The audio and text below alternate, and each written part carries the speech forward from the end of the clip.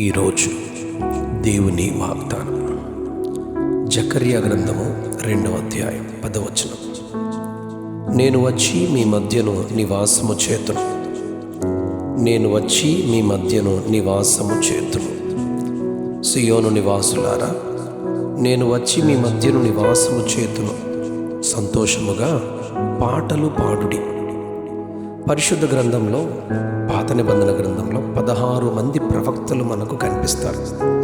వారిలో 4 పెద్ద ప్రవక్తలు అయితే, అనగా మేజర్ ప్రాఫిట్స్ అయితే, మిగిలిన 12 మంది మైనర్ ప్రాఫిట్స్, చిన్న ప్రవక్తలుగా మనకు ఇక్కడ జకర్యా మనకు వారిలో ఒకరిగా కనిపిస్తూ, జకర్యా ఈ ప్రవచనాన్ని ప్రవచిస్తారు.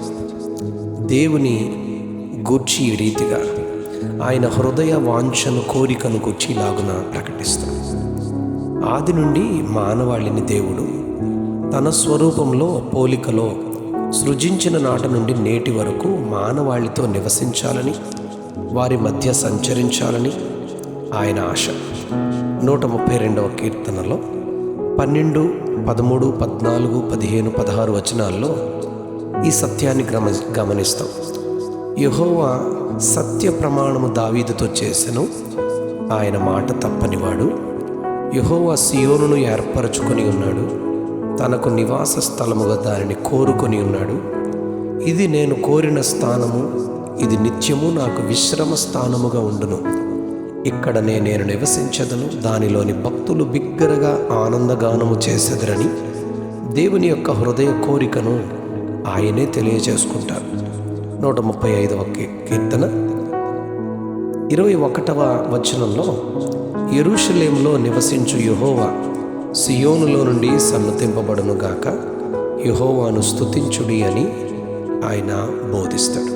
నిర్గమాకాండం 25వ అధ్యాయం 8వ వచనంలో, నేను వారిలో నివసించున్నట్లు వారు నాకు పరిశుద్ధ స్థలమును నిర్మింపవలెనని కోరుకుంటూ, 29వ అధ్యాయము నిర్గమాకాండం 45, 46 వచనాల్లో, నేను ఇశ్రాయేలీయుల మధ్య నివసించి వారికి దేవుడినై ఉందునని దేవుడు తన హృదయ కోరికను మరొకసారి మోషేకు తెలియజేస్తారు. మత్తయి సువార్త 18వ అధ్యాయం 20వ వచనంలో, 2-3 నా నామమును ఎక్కడ కూడుకుంటారో అక్కడ నేను వారి మధ్యన ఉందునని యేసయ్య తానే ఈ మాట చెబుతారు. కొరింథీ పత్రిక 2వ పత్రిక 6వ అధ్యాయం 16వ వచనంలో, నేను వారిలో నివసించి సంచరింతును, నేను వారి దేవుడినై యుందును, వారు నా ప్రజల యుందురని దేవుడు కోరుకుంటారు. సంఖ్యాకాండం 35వ అధ్యాయం 34వ వచనంలో, మీరు నివసించు దేశమును అపవిత్రపరచకూడదు, అందులో నేను మీ మధ్యను నివసించుచున్నాను, నిజముగా యెహోవా అను నేను ఇశ్రాయేలీయుల మధ్య నివసించుచున్నానని ఖచ్చితంగా ఆయన తెలియజేస్తూ ఉన్నారు. ప్రకటన గ్రంథం 3వ అధ్యాయం 20వ వచనంలో, ఇదిగో నేను తలుపు నొద్ద నిలుచుండి తట్టుచున్నాను, ఎవడైనను నా స్వరము విని తలుపు తీసిన యెడల నేను అతని యొద్దకు వచ్చి అతనితో నేనును, నాతో కూడా అతడును భోజనము చేయుదుము అని ప్రభువే లవోదికయ సంఘంలో చెబుతారు.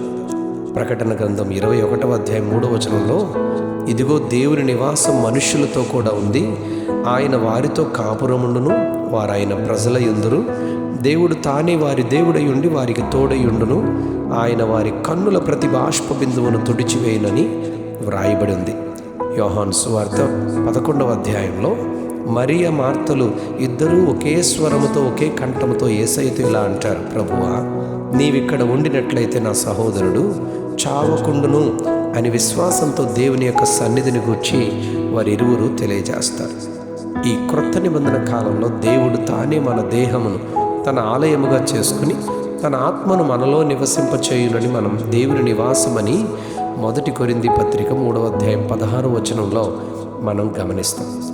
యోహాను సువార్త 14వ అధ్యాయం 17వ వచనంలో, మీ వద్ద ఎల్లప్పుడూ ఉండుటకై ఆయన వేరొక ఆదరణకర్తను, అనగా సత్యస్వరూపియగు ఆత్మను మీకు అనుగ్రహించును, లోకము ఆయనను చూడదు, ఆయనను ఎరుగుదు గనుక ఆయనను పొందనేరదు, మీరు ఆయనను ఎరుగుదురు, ఆయన మీతో కూడా నివసించును, మీలో ఉండును, మిమ్మను అనాథలుగా విడువనని దేవుని హృదయ కోరికను మనలను గూర్చి దేవుడు తెలియజేస్తా ఉన్నారు.